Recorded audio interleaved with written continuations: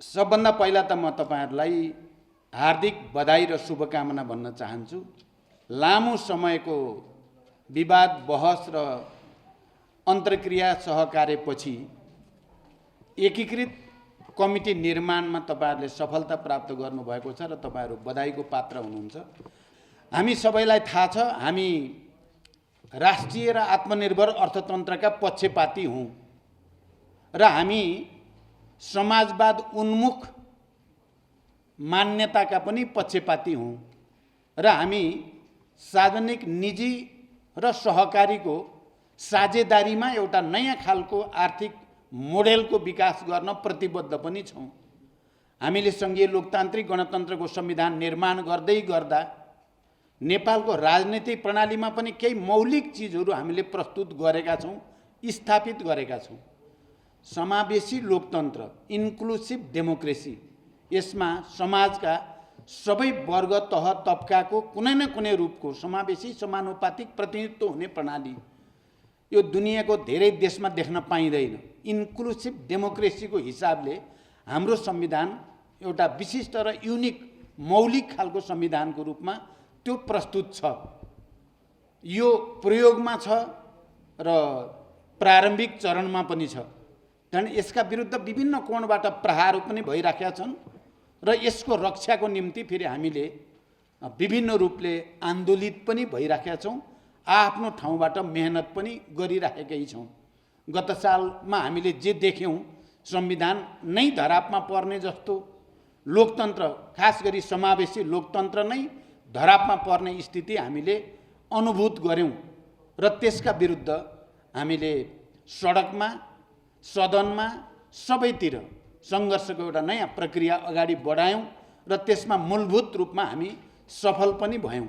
तर अहिले पनि समाजवाद उन्मुख अर्थतन्त्रको विकास गर्ने कुरामा, सार्वजनिक, निजी र सहकारीको समन्वयात्मक एउटा नयाँ मोडेलको विकास गर्ने कुरामा विवाद र बहस कायमै छ र त्यो मोडेललाई ठीक ढंगले विकसित गर्न सकिएको छैन। यो महासंघको, नेपाल उद्योग व्यवसाय महासंघको आवश्यकता किन पर्यो त? यसको विशिष्ट र मौलिक पहिचान चाहिँ के हो? यसको अरु पनि छन्, थुप्रै उद्योग व्यवसायीहरूका संघ संस्थाहरू छन्। ती भन्दा यो चाहिँ के मानेमा फरक हो भन्दा यो परिवर्तनका एजेन्डा प्रति प्रतिबद्ध छ। यो स्वतन्त्र तथा राष्ट्रिय र आत्मनिर्भर अर्थतन्त्रको विकास गर्ने कुरामा, राष्ट्रिय पुँजीको विकास गर्ने कुरामा प्रतिबद्ध छ।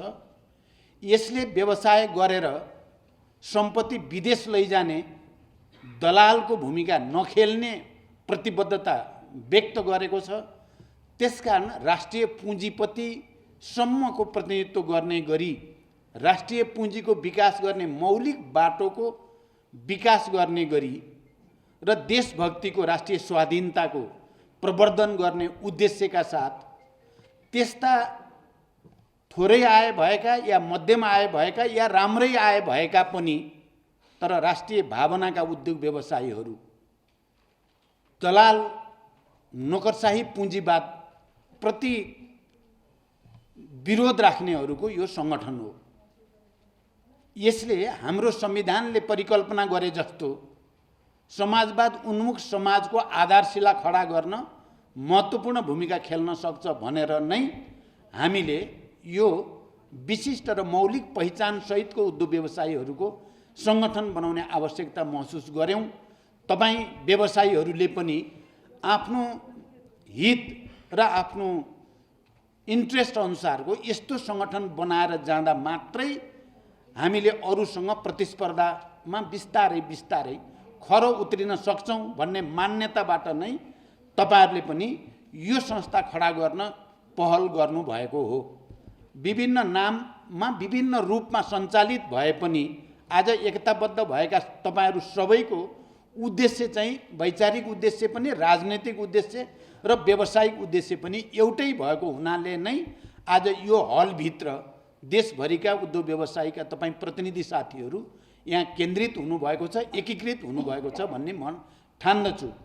त्यसकारण हामीले एउटा नयाँ मोडेलको त खोजी गर्नु नै छ। समाज विकासको, सामाजिक आर्थिक विकासको एउटा मोडेल त्यसको निम्ति सबभन्दा ठुलो कुरा त हाम्रो राष्ट्रमा भएका साधन स्रोतहरूको अधिकतम सदुपयोग गरेर हाम्रो आफ्नै देशभित्रका कच्चा पदार्थहरूको सदुपयोग गरेर उद्योग व्यवसायको विकास गर्ने कुरालाई हामी उच्च प्राथमिकता दिन चाहन्छौँ। हामीसँग जे छन् जडीबुटीदेखि खनिज पदार्थहरूदेखि कृषि उत्पादनदेखि वन जङ्गलदेखि यी सबै जो हाम्रो प्राकृतिक साधन स्रोत इतिहासले र प्रकृतिले हामीलाई दिएको छ तिनीहरूको पानीको जल विद्युतसँग सम्बन्धित या पानीसँग सम्बन्धित विषयहरू यी सबैमा आधारित भएर हामीले उद्योग व्यवसायको विकास गर्ने, रोजगारी सृष्टि गर्ने, आत्मनिर्भरताको विकास गर्ने कुरामा हाम्रो उच्च प्राथमिकता रहन्छ।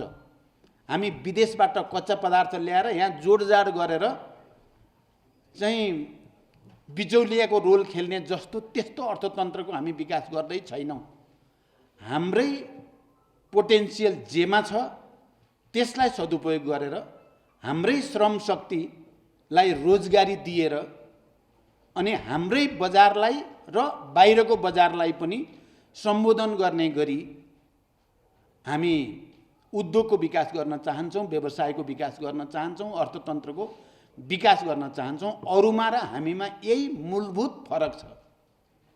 हामी कमाएर विदेश लगेर पैसा थुपार्ने वा विदेशमा होटल या उद्योग खोल्ने र दलाल पुँजीपतिहरूको स्वार्थ सिद्ध गर्ने कुनै भूमिका हामी गर्ने छैनौँ। यही मौलिक फरक अरूमा र हामीमा हो। र नेपालमा अहिले क्रमशः उद्योग व्यवसायको क्षेत्रमा पहिलेको तुलनामा 1-2 दशक अगाडिको र अहिलेको हेऱ्यो भने ठुलो मात्रामा मध्यमवर्गीय व्यवसायीहरूको विकास भएको छ। सङ्ख्यात्मक ढङ्गले हेर्ने हो भने उनीहरूको सङ्ख्या अब निकै ठुलो सङ्ख्या भएको छ र उनीहरू सङ्गठित रूपमा, संस्थागत रूपमा र नीतिगत र वैचारिक स्पष्टतासहित आन्दोलित हुने हो भने ठुला व्यवसायीहरूलाई उनीहरूले गर्ने विसङ्गति, विकृतिलाई नियन्त्रण गर्न सक्ने तागत यो समुदायसँग छ भन्ने हाम्रो विश्वास छ। यस अर्थमा हामी सङ्गठित हुने, संस्थागत रूपले आन्दोलित हुने र नेपालको अर्थतन्त्रलाई दलाल नोकरशाहीहरूको हातबाट खोसेर यो वर्ग समुदायको हातमा ल्याइ पुर्याउने र अर्थतन्त्रको एउटा नयाँ मोडेल चाहिँ स्थापित गर्ने जिम्मेवारी मलाई लाग्छ तपाईँ हाम्रो काँधमा छ। तपाईहरूले गम्भीर रूपले यो विषयमा विचार विमर्श गरेर नीतिहरू निर्माण गर्ने प्रक्रियामा गएर चाहे त्यो उद्योग व्यवसायको क्षेत्रमा होस्, चाहे त्यो पर्यटनको क्षेत्रमा होस्, चाहे त्यो कृषिको क्षेत्रमा होस्, तिनीहरूमा आधारित भएर हामी कहाँ भन्ने हो भने कृषिमा आधारित उद्योग व्यवसाय एउटा पोटेन्सियल हो, हामीले ध्यान दिनुपर्ने विषय हो। त्यस्ता विषयहरू मार्फत हामीले नेपालको अर्थतन्त्रमा आफ्नो पकडलाई बलियो पार्ने र बिस्तारै त्यसलाई समाजवाद मुनु, सामाजिक न्याय र समतामूलक समाज निर्माणको प्रक्रियासँग जोडेर लैजाने आवश्यकता छ। र त्यसो गर्न सक्ने तागत वैचारिक ढङ्गले भन्ने हो भने तपाईहरू जसरी माओवादी केन्द्र नजिक रहेर या माओवादी केन्द्रसँग कुनै न कुनै रूपले सम्बन्धित भएर काम गर्नुभएको छ, मलाई लाग्छ वैचारिक ढङ्गले आजको नेपालमा यो विषयमा राष्ट्रिय स्वतन्त्र आत्मनिर्भर अर्थतन्त्रको विकास गर्ने कुरामा या समाजवाद उन्मुख समाजको निर्माण गर्ने कुरामा सबभन्दा ठुलो कमिटमेन्ट सहित, सबभन्दा ठुलो वैचारिक स्पष्टता सहित अगाडि बढेको पार्टी भनेको माओवादी केन्द्र नै हो। आजको परिवर्तनको प्रमुख वाहक भनेको पनि माओवादी केन्द्र नै हो।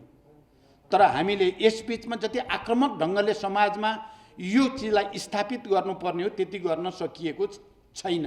कहिले आफै भित्रको अन्तर्विरोधमा रुमल लिएर, कहिले विभिन्न खालका गुटबन्दी भित्र चाहिँ हराएर हामीसँग भएको क्षमता र शक्तिलाई समाजमा अरू वर्ग तबकाको हैकमलाई कम पार्ने गरी शक्ति परिचालन हामीले गर्न जति सक्नुपर्ने त्यति सकेका छैनौँ।